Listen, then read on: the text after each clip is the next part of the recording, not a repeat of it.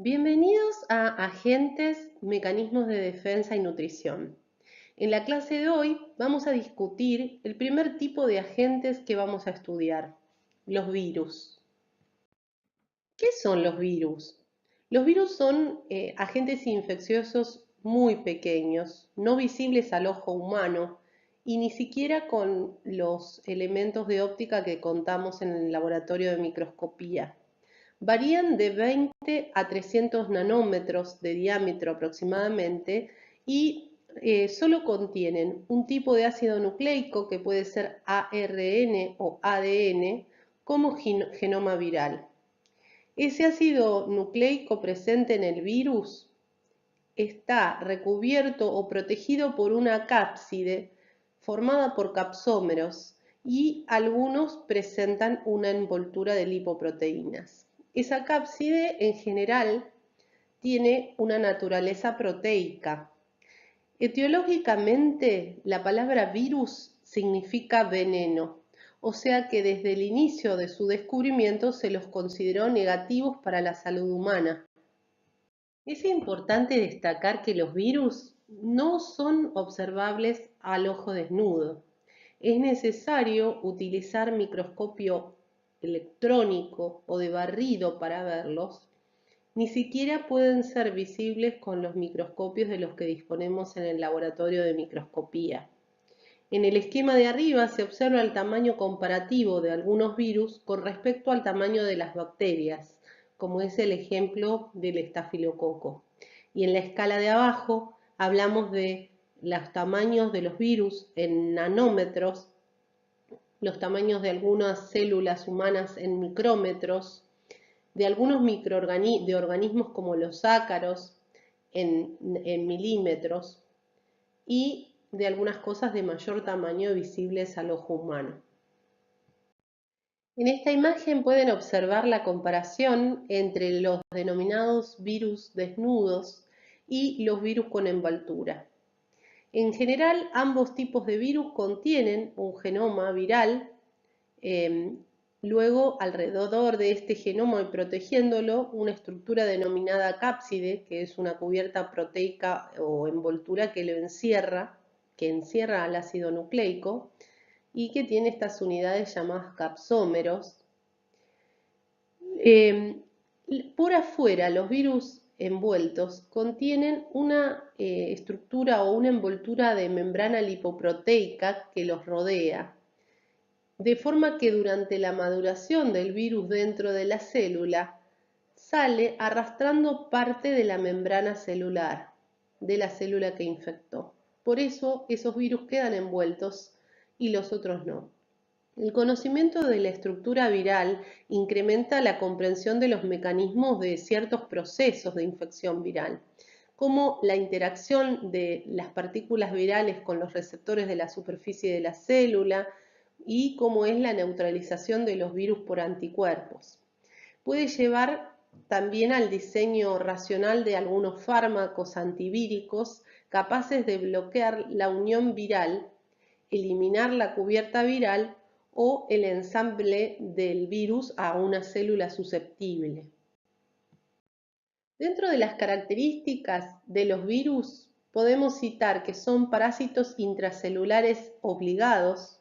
Esto quiere decir que dentro de una célula huésped el genoma viral va a regir la síntesis de los componentes necesarios para la replicación del propio virus usando la maquinaria de la célula. El virus por sí mismo no es capaz de regenerarse, sí o sí necesita de una célula para hacerlo. Se ensamblan dentro de esta célula las nuevas partículas virales que van a infectar a otras nuevas células de alrededor.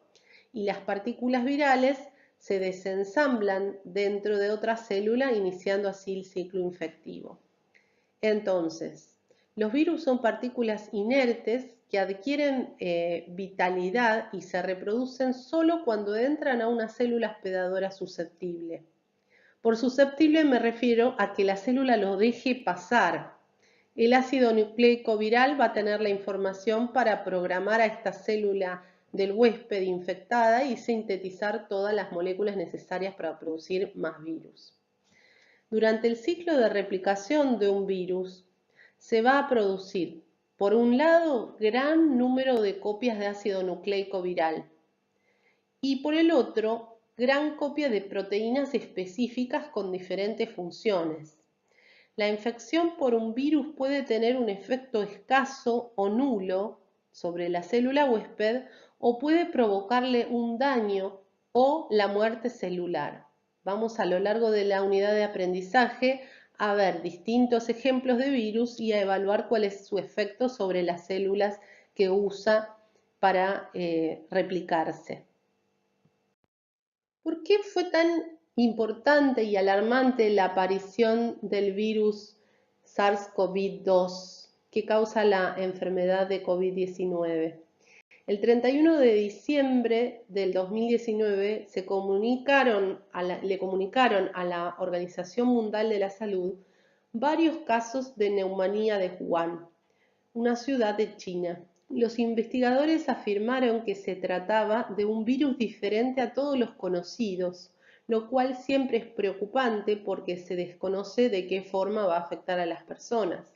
A lo largo del tiempo se ha ido viendo de qué forma afecta a las personas y se han encontrado mecanismos para evitar el progreso de ese virus en las poblaciones humanas. La principal herramienta para el combate ha sido el aislamiento, las medidas de lavado de manos, de uso de tapabocas y sobre todo la fabricación industrial de vacunas a nivel mundial.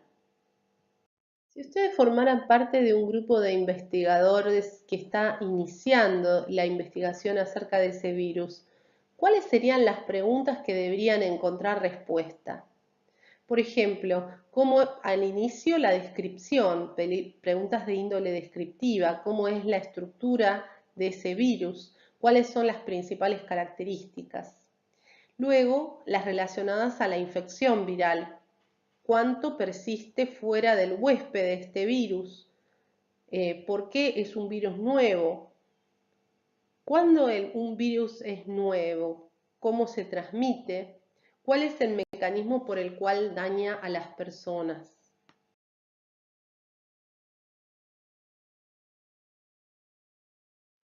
Volviendo a la estructura viral, ¿cómo está formada la envoltura? Este esquema corresponde al virus de influenza, ¿bien? La presencia o no de envoltura va a determinar la resistencia de los virus al medio externo, lo cual se relaciona de alguna forma con la transmisión de enfermedades. En general, los virus que tienen una envoltura son más lábiles a estar en el medio externo. No se conservan tanto como los que no tienen envoltura, contrariamente a lo que uno piensa. La envoltura es una estructura lipoproteica que el virus va a adquirir cuando sale de la célula infectada. Los lípidos se adhieren cuando la nucleocápside viral forma vesículas a través de la membrana celular en el trayecto de maduración. El proceso de gemación va a ocurrir solo en sitios donde se han insertado proteínas virales específicas en la membrana de la célula hospedadora. El proceso de gemación va a variar de manera notable dependiendo la estrategia de replicación del virus y, por supuesto, la estructura de su nucleocápside. ¿Cuáles son las diferencias entre los virus envueltos y los virus desnudos? Por ejemplo, el virus SARS-CoV-2 es un virus envuelto. Tiene implicancias esto en que es más lábil. Las investigaciones dicen que persiste en el ambiente hasta 9 días, pero eso va variando con el paso del tiempo. Lo destruyen fácilmente los detergentes, la lavandina y el alcohol, sobre todo en gel. Los virus envueltos tienen esas características. Para su transmisión se requiere un contacto directo de persona a persona o ingresar directamente al torrente sanguíneo. Eso ocurre, por ejemplo, en virus como el de la hepatitis B. En cambio, los virus desnudos, la mayoría de ellos resiste en el medio externo, sobre todo a la desecación y a los solventes lipídicos. Por ello, pueden transmitirse por vía fecal oral. por ejemplo, el virus de la hepatitis A. En este artículo científico se habla de la persistencia de los coronavirus en superficies inanimadas y su inactivación con agentes bioácidos. Los coronavirus pueden persistir en superficies inanimadas como el metal, el vidrio o el plástico hasta 9 días, pero pueden inactivarse eficientemente mediante procedimientos de desinfección de las superficies con alcohol etanol, en diluciones entre el 62 y el 71%, con agua oxigenada al 0,5%, con lavandina, o sea, hipoclorito de sodio al 1% por un minuto. Otros agentes biocidas, como son el cloruro de benzalconio, componente del lisoform, sal cuaternaria de amonio, diluido entre el 0,05 y el 2%, es muy efectivo, o el diglucanato de clorhexidrexina al 0,2%, son menos efectivos. Como no hay terapias específicas disponibles para el SARS-CoV-2, la contención temprana y la prevención de mayor propagación son cruciales para determinar el brote en curso y controlar este nuevo agente infeccioso que ha surgido. En cuanto a la cápside, la simetría de los virus está dada por la estructura de la nucleocápside. Esa simetría puede darse de forma helicoidal, de forma cúbica, también llamada icosaédrica, de forma binaria o de forma muy compleja como se ve en los virus que son parásitos de bacterias o bacteriófagos. Con respecto al genoma, el genoma viral puede ser ácidos nucleicos, siempre, que constituyen una estructura denominada nucleoide, y ese nucleoide puede estar asociado a proteínas, y eso se designa como core viral. Y el core a su vez está protegido por esta estructura que mencionamos con anterioridad, que es la cápside o nucleocápside. El genoma viral, entonces, dependiendo del tipo de virus que estudiemos, puede ser una doble hélice de ADN, una simple cadena de ADN, una doble hélice de ARN o una simple cadena de ARN. Otro de los componentes virales que pueden estar presentes son las proteínas virales. Y ahí es donde cabe destacar la diferencia que existe entre las proteínas virales que son estructurales y las no estructurales.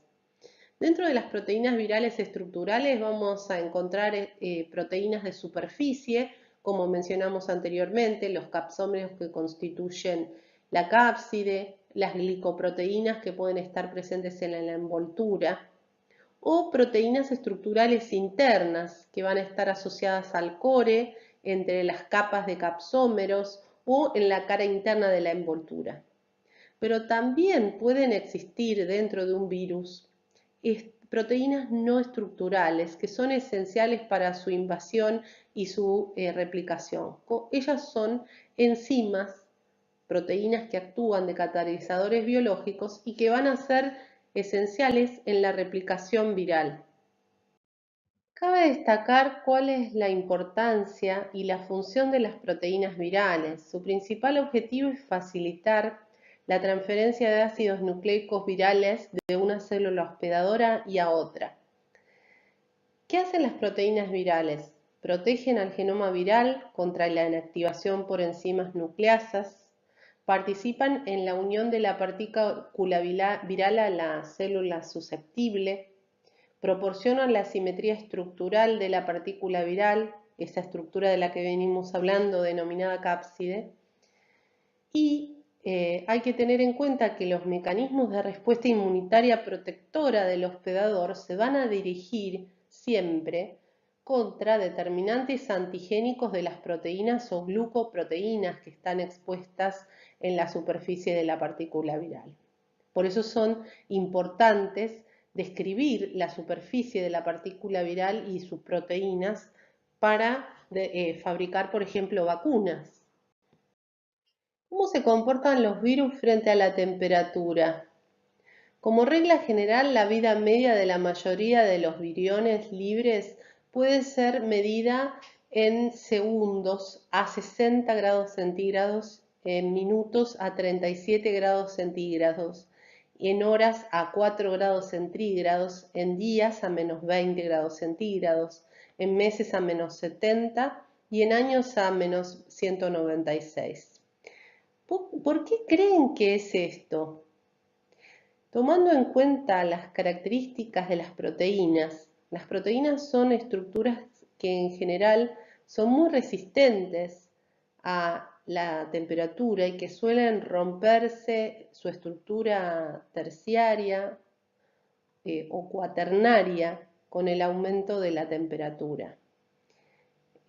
Las proteínas a temperaturas elevadas sufren una desnaturalización que implica químicamente la pérdida de su solubilidad o de su actividad biológica. Al virus le estaría pasando algo similar. Tomando como ejemplo al SARS-CoV-2, aquí se muestra su estructura. Es un virus envuelto con genoma de RNA positivo. En general, los coronavirus son partículas envueltas que van desde los 120 a los 160 nanómetros de diámetro y que contienen un genoma no segmentado en sentido positivo de ARN monocatenario y un tamaño de 27 a 32 kilobases. La nucleocápside es de forma helicoidal con un diámetro de 9 a 11 nanómetros. Los coronavirus son similares a otros virus que estudiaremos luego, que son los ortomyxoviridae, pero tienen proyecciones en la superficie en forma de pétalos dispuestos en los flecos, similar a una corona solar. La nucleocápside de los coronavirus se desarrolla en el citoplasma y madura por gemación hacia vesículas citoplasmáticas, lo que implica que al salir arrastre parte de la membrana celular y constituya su envoltura. Ahora nos importa saber cómo se clasifican los virus. Hay varias propuestas para su clasificación. La propuesta de Love y colaboradores habla de que los virus se agrupan de acuerdo a sus propiedades, no a las células que infectan. El ácido nucleico del genoma también se reconoce como un criterio primario de clasificación. 4 características deben utilizarse para la clasificación de todos los virus. La primera es la naturaleza del ácido nucleico en el virión, si es ADN, ARN, bicatenario, monocatenario, etc. La segunda es la simetría de la cápside proteica, ya hablamos de ella. La tercera es la presencia o ausencia de esta membrana lipídica externa, denominada envoltura, que también puede contener algunas glicoproteínas. Y la cuarta son las dimensiones del virión y de la cápside. Según este sistema, los virus se separan en grupos principales denominados familias. Los nombres de las familias de virus tienen el sufijo viride o se escribe viride, se escribe viridae y se pronuncia viride.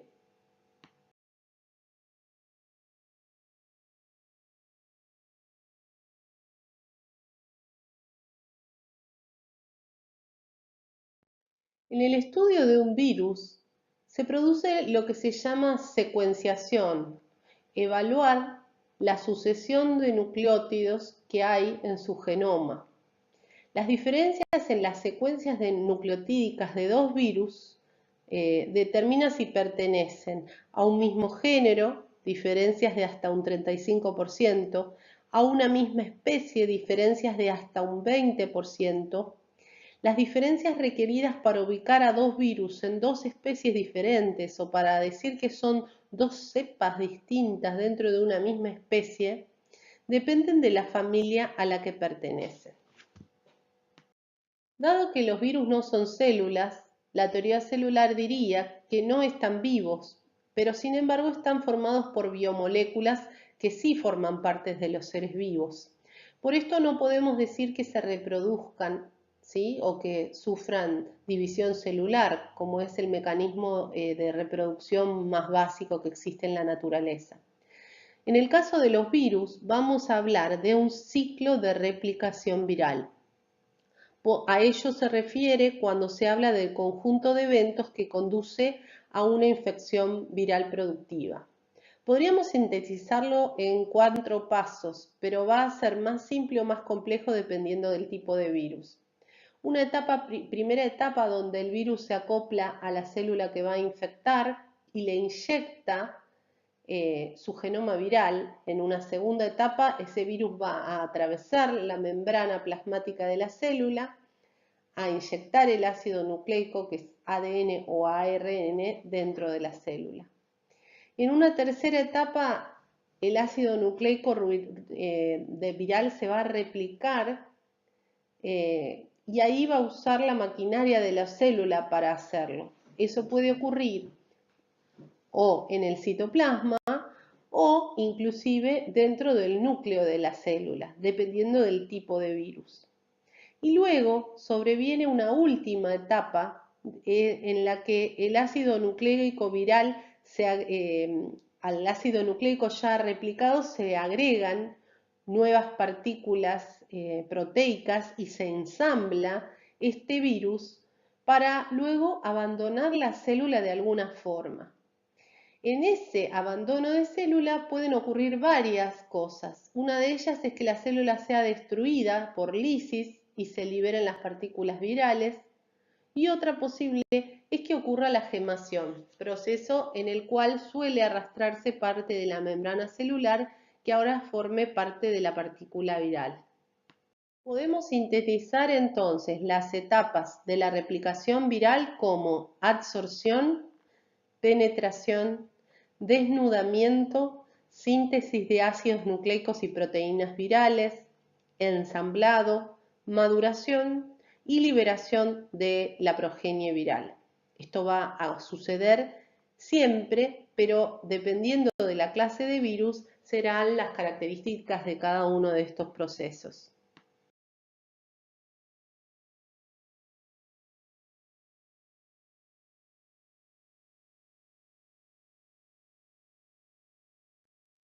Después de unirse a los receptores celulares, los virus deben cruzar la membrana plasmática para ingresar a una célula huésped.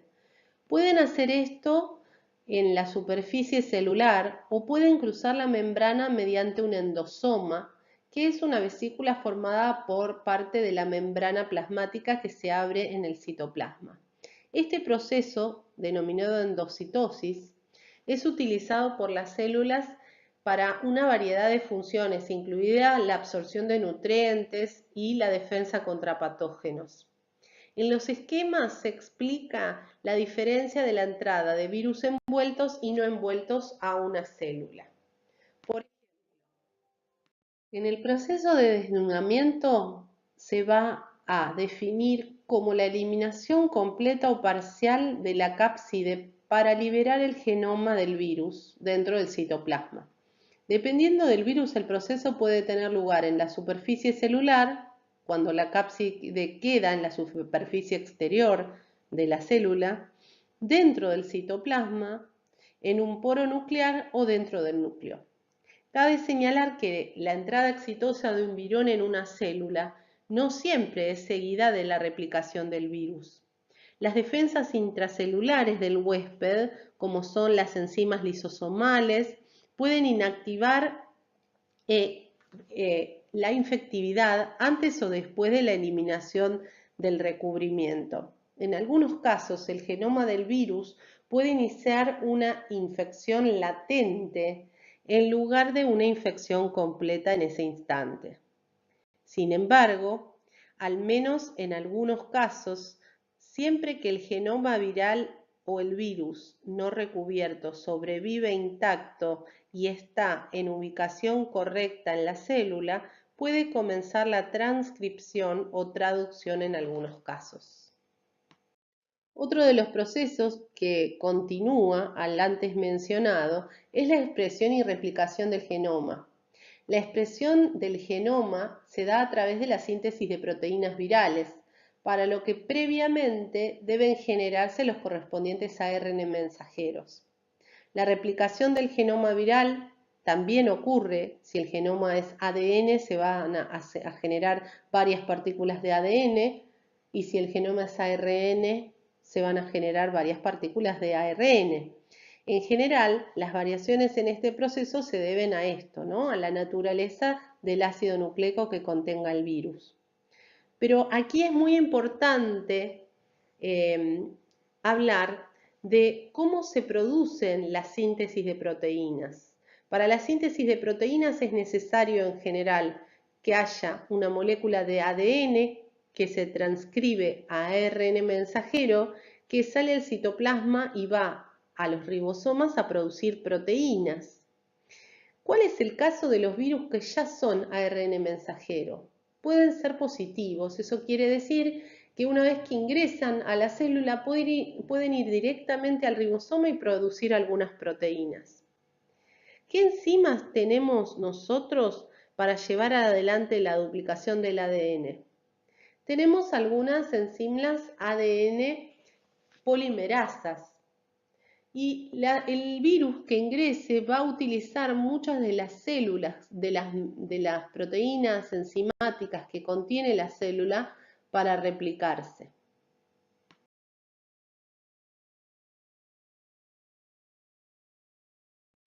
Este esquema sintetiza los tipos de virus de DNA.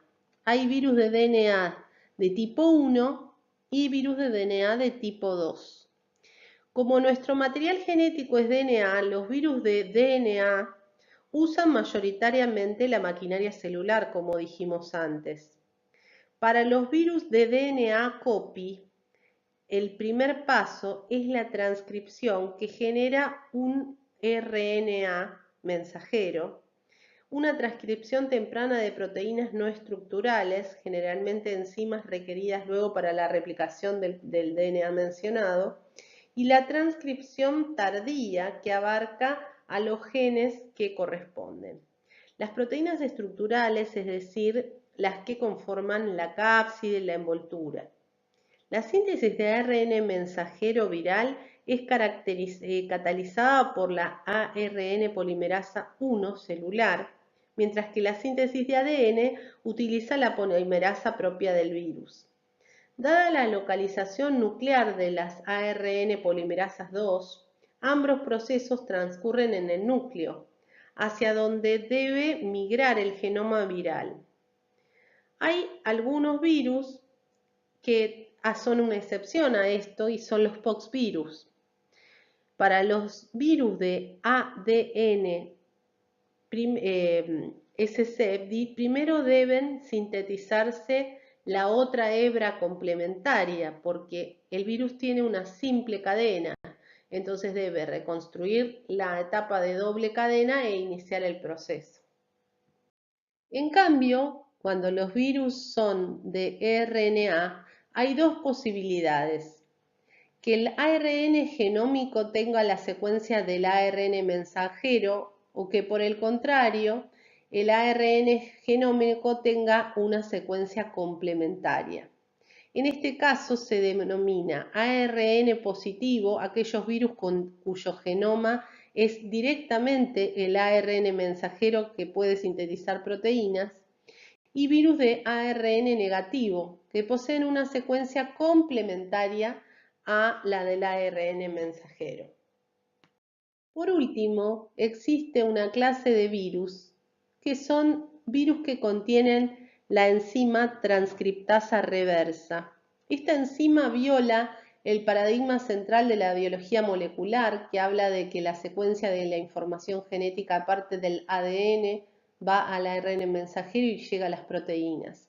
¿Por qué? Porque en este caso, si hay un molde de ARN, esta enzima transcriptasa inversa les permite a algunos virus constituir a partir del ARN una copia de ADN. Eso es algo único de este tipo de virus. Con respecto al virión, existe la necesidad de que este virión sea una estructura estable que sobreviva en el medio ambiente como una entidad infecciosa. Una vez que se han acumulado cantidades umbral de genomas de virus y proteínas estructurales dentro de la célula infectada, puede comenzarse el ensamblaje de los viriones. Estos componentes se ensamblan en nucleocápside. Si el virión también contiene lípidos, el proceso de ensamblaje también incluye la adquisición de estos componentes, ya sea como una membrana interna o como una envoltura. La forma en que transcurren estos procesos va a depender de las características de la cápside y de la presencia o no de una envoltura. Las cápsides icosaédricas, por ejemplo, se ensamblan por interacción de las distintas unidades con total independencia de la síntesis del genoma, mientras que las cápsulas helicoidales se ensamblan alrededor del ácido nucleico viral a medida que éste se va sintetizando. Por último, ¿en qué consiste el ensamblaje y la liberación? Los virus envueltos adquieren su envoltura, como venimos diciendo, a través de un proceso de brotación o gemación a partir de la membrana celular. Los viriones de muchos virus se liberan de la célula infectada cuando ésta estalla por lisis, un proceso que puede ser iniciado por el propio virus. Algunos virus interfieren en la síntesis de la membrana para debilitarla y lograr su lisis. Los viriones que adquieren envolturas de las membranas internas de la célula salen de la célula de otras maneras. Algunos son transportados a la superficie celular en vesículas, que luego se fusionan con la membrana plasmática y se liberan los viriones hacia el exterior. Otros, como el virus de Vaccinia, se unen a través de proteínas motoras a los microtúbulos y utilizan este sistema de transporte para llegar hasta la superficie celular donde son liberados.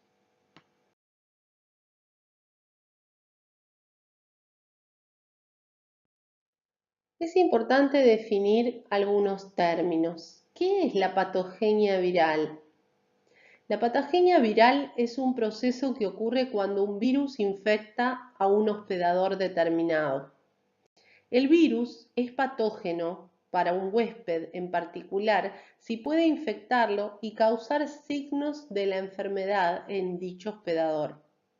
Una cepa de cierto virus es más virulenta que otra cepa si ésta, por lo común, produce enfermedad más grave en un hospedador susceptible. Ahora cabe destacar qué es un hospedador susceptible o una célula susceptible. Una célula susceptible tiene un receptor funcional para un virus determinado. Puede o no ser capaz de soportar la replicación viral. Una célula resistente, en cambio, no tiene ese receptor para el virus. Puede no ser competente para la replicación viral. Mientras tanto, una célula permisiva tiene la capacidad para que el virus se replique adentro, puede o no ser susceptible, o sea, puede o no tener el receptor. Y una célula que combina ambas características, que es susceptible y permisiva, deja que el virus entre y a su vez deja que el virus se reproduzca en ella. La capacidad de un virus de invadir y de replicar en un tipo celular particular se denomina tropismo celular o tisular. Eso es muy importante porque a lo largo de la asignatura vamos a hablar de diversos virus y vamos a ver que algunos virus tienen afinidad por cierto tipo de tejidos, células u órganos y no por otros. En el caso, por ejemplo, de los virus de hepatitis, vamos a ver que tienen afinidad por el tejido hepático y no por otros tejidos del cuerpo. Eso se da porque en esas células las encuentran susceptibles y permisivas a su replicación. Ya que hemos terminado de definir cuáles son las características de los virus y de qué forma invaden y usan la maquinaria celular para reproducirse, deberíamos pensar en cuáles son los procesos específicos que están involucrados en la patogenia viral. El primero es la entrada del virus al hospedador. El segundo es la replicación viral primaria, luego la diseminación viral, la lesión que se produce en las células, el efecto citopático viral que podamos observar en un corte histológico como haremos a lo largo de la cursada. Otro de los factores, el quinto, a tener en cuenta en la patogenia viral, es la respuesta inmunitaria del hospedador, la eliminación del virus o el establecimiento de infecciones persistentes. Eso va a hablar de que las patologías sean crónicas o sean agudas. Y otro de los factores es la diseminación del virus, cómo va a salir de ese organismo y va a ingresar a otro, o cómo va a ir invadiendo distintos tejidos dentro del mismo hospedador.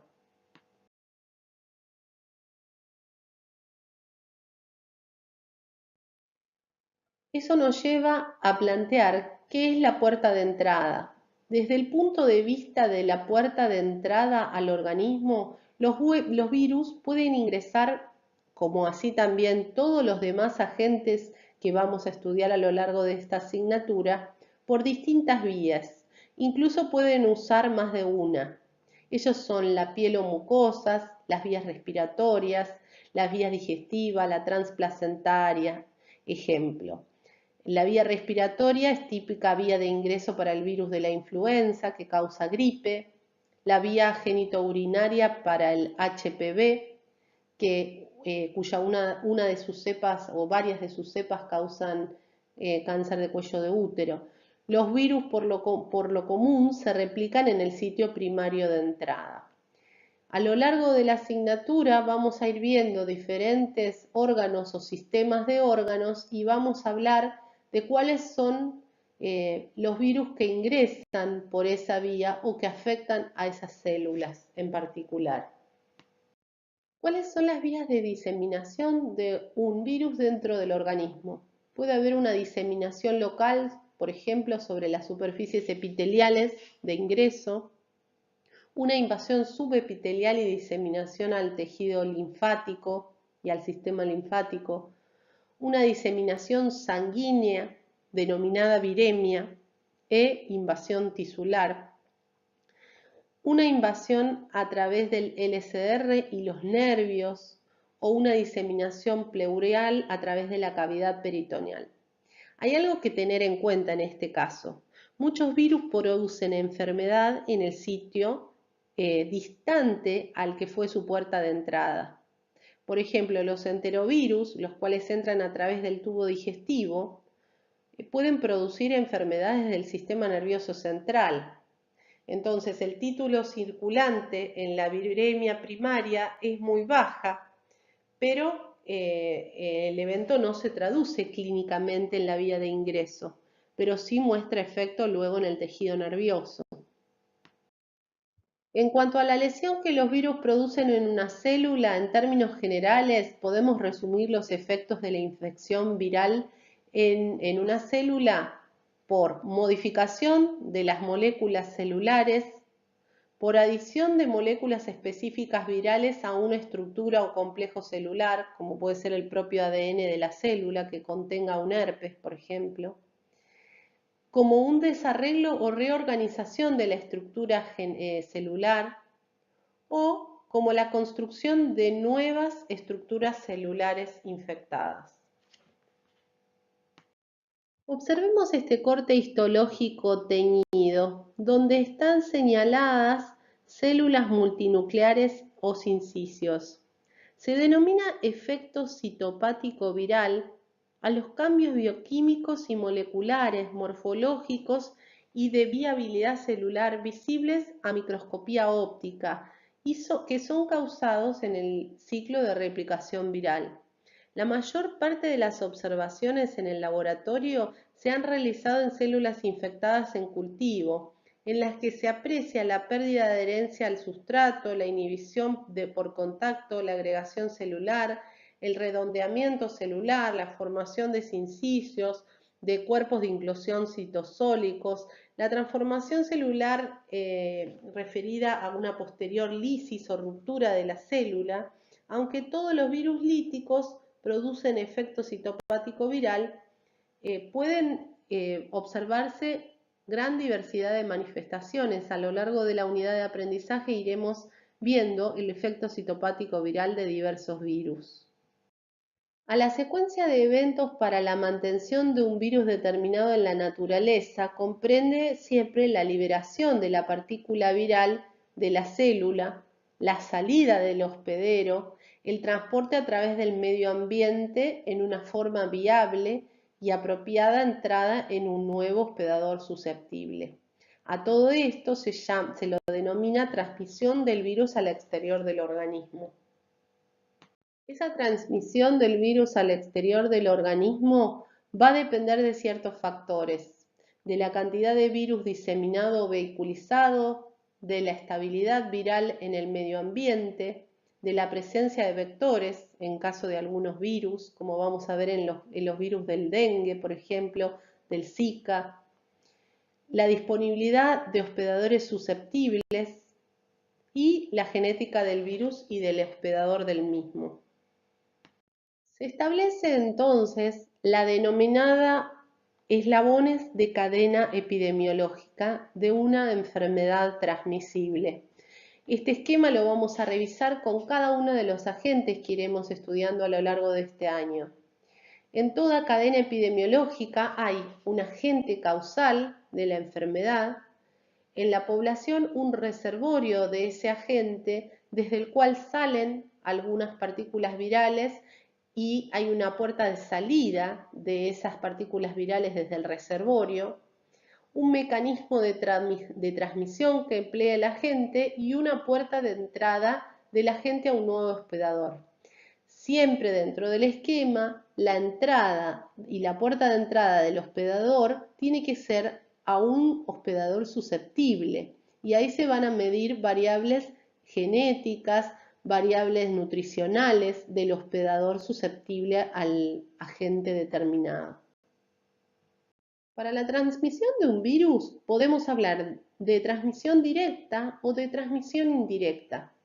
Dentro de la transmisión directa podemos citar la fecal oral, la materia fecal que contenga el agente y haya un contacto de la materia fecal con las manos y eso ingrese a la cavidad oral, por ejemplo. El contacto directo se da también por vía sexual, por vía parenteral o vertical o por contacto directo con la piel infectada.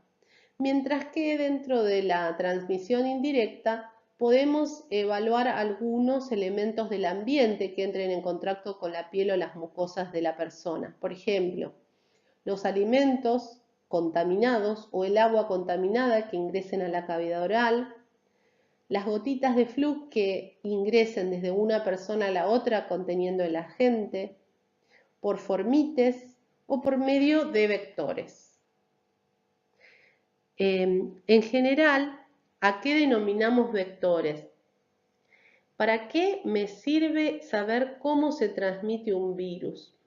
Es muy importante saber cómo se transmite un virus porque eso permite planificar medidas de prevención y de control del mismo e identificar grupos vulnerables. Por ejemplo, en el caso del coronavirus se ha visto que la principal forma de transmisión es a través de las gotitas de flush o respiratorias. Por ende, el uso del tapaboca es una medida eficiente para evitar la transmisión del virus.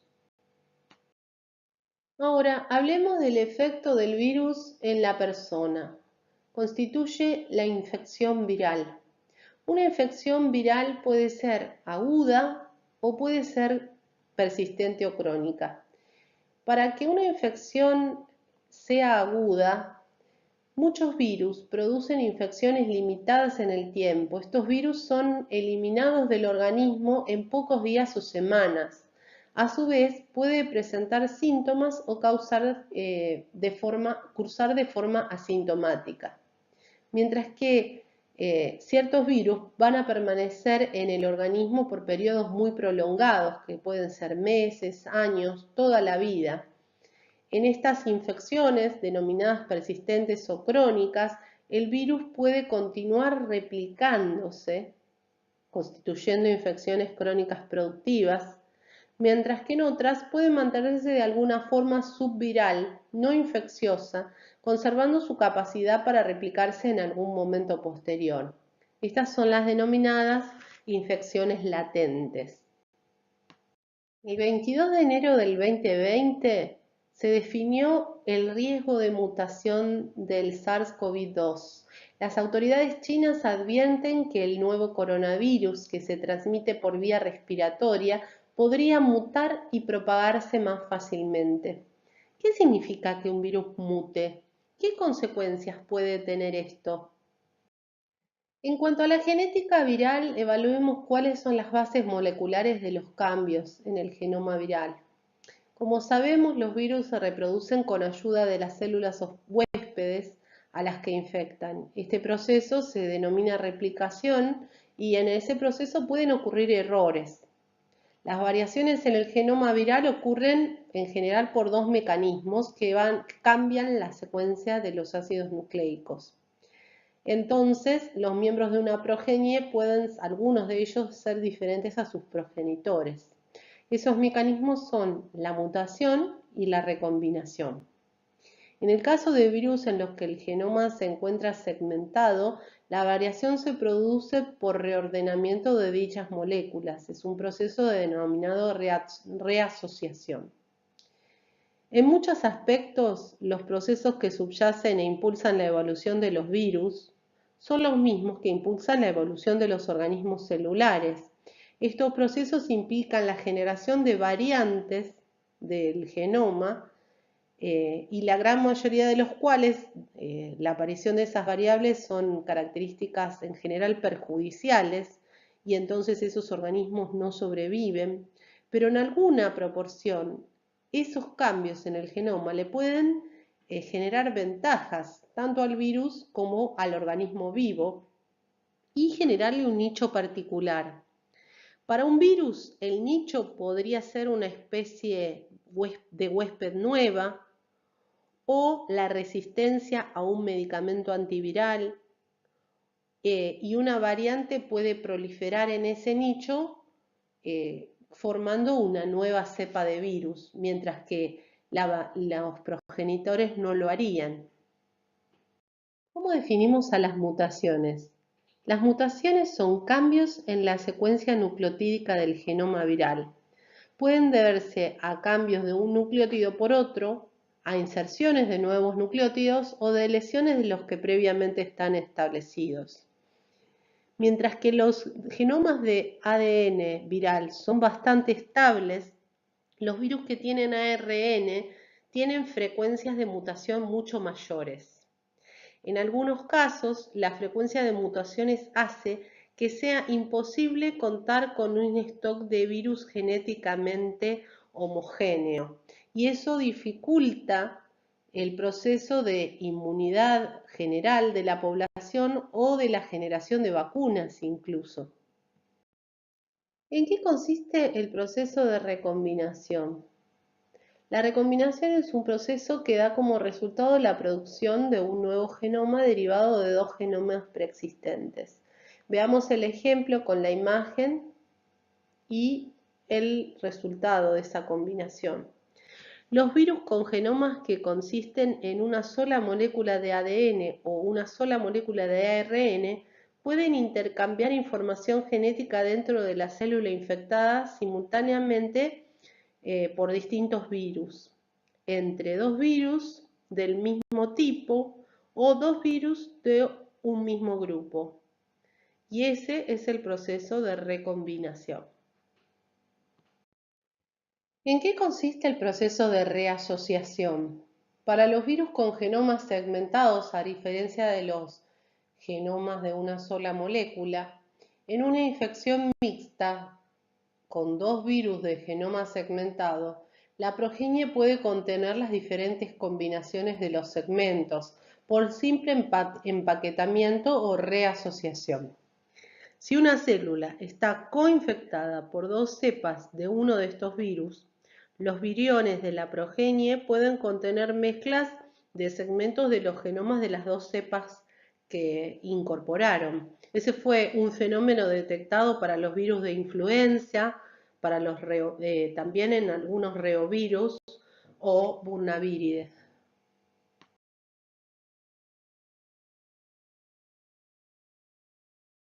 Pensando en las consecuencias que puede traer esto, más adelante veremos cómo se vincula con esto con la variación antigénica, con una estrategia de evasión a la respuesta inmunitaria utilizada por diferentes virus. Las mutaciones generan cambios menores, en tanto que la reasociación genera cambios mayores, y otros virus nuevos surgen cuando se recombinan y el reordenamiento da resultado a nuevas combinaciones virales de genes, o sea, virus emergentes, para los cuales el sistema inmunológico no está preparado, dado que no ha estado en contacto con esa combinación antes. De vez en cuando aparece un virus nuevo y el misterio rodea su origen. A menudo hay sospechosos del origen del virus y estos sospechosos pueden ser virus de otras especies hospederas. El término virus emergente se usa en varios contextos. Puede referirse a un virus que recientemente ha hecho sentir su presencia al infectar a una nueva especie hospedadora, al aparecer en una nueva área del mundo o a ambas. A veces los virus se describen como virus reemergentes. Si se ha vuelto más común después de que no se registraban casos en ese periodo por un extenso periodo de tiempo. Los genomas del nuevo virus y los sospechosos se pueden secuenciar y si se encuentra una coincidencia estrecha entre el nuevo virus y el de los sospechosos, entonces el misterio puede ser resuelto. Las actividades humanas pueden aumentar la probabilidad de aparición y reaparición de virus. Los viajes y el comercio brindan oportunidades para que estos virus se propaguen y nuevas áreas del planeta sean infectadas. La introducción de especies animales en nuevas áreas, ejemplo los caballos en Australia, pueden proporcionar nuevos anfitriones para un virus de ese área. Otras actividades que pueden provocar la aparición de un virus implican el contacto cercano con otros animales, incluida la industria de la caza, la matanza de primates no humanos para carne de animales o volver comestibles especies de animales que sean reservorio de ciertos virus, como es la hipótesis del surgimiento del COVID. Para terminar la clase, analicemos ejemplos de virus emergentes. Miremos esta publicación. Los murciélagos son reservorios naturales de virus similares al coronavirus. ¿Por qué los virus de un murciélago podrían saltar al ser humano? Durante las últimas 2 décadas se han identificado 3 coronavirus zoonóticos como causa de brotes de enfermedades a gran escala: el síndrome respiratorio agudo, SARS, el síndrome respiratorio del Medio Oriente, MERS, y el síndrome de diarrea aguda porcina, SAD. El SARS y el MERS surgieron en el año 2008 y 2012 respectivamente y causaron una pandemia mundial que cobró miles de vidas humanas, mientras que el SARS golpeó a la industria porcina en 2017. Tienen características comunes, como son todos altamente patógenos para el ser humano y el ganado. Sus agentes se originan de los murciélagos y 2 de ellos se originaron en China. Por lo tanto, es muy probable que los brotes futuros de coronavirus similares al MERS y al SARS se originen de los murciélagos y existe una mayor probabilidad de que esto ocurra en China. Esto ya decía este paper. Entonces sabemos que la clave real es saber cuál es el receptor de la célula huésped, cuál es esa proteína de la superficie de la célula a la que el virus se une para invadirla. Entonces, si compartimos el mismo receptor en la superficie celular que el virus usa en el murciélago o el camello o el cerdo, podremos estar en riesgo de que nuestras células sean infectadas por ese virus.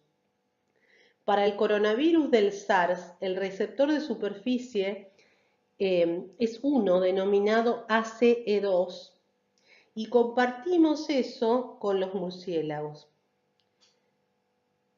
Entonces, La misma proteína está en la superficie de la célula humana y en la superficie del murciélago y por ende el virus que accede a las células de murciélago puede potencialmente hacerlo en el humano. Se cree que ese es el origen del SARS-CoV-2 que ha desatado una pandemia mundial.